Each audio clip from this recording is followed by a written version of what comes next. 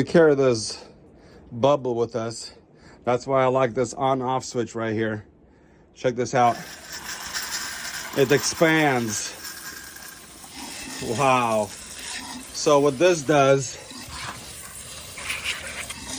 it's an amazing tool. You see, it doesn't even fit in there. So I'm gonna let the water out. See, as it gets smaller, I'll be able to insert that bubble in the pipe, like so.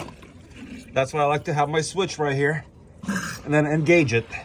Make sure you hold it so it doesn't fly in your face. This thing is just amazing.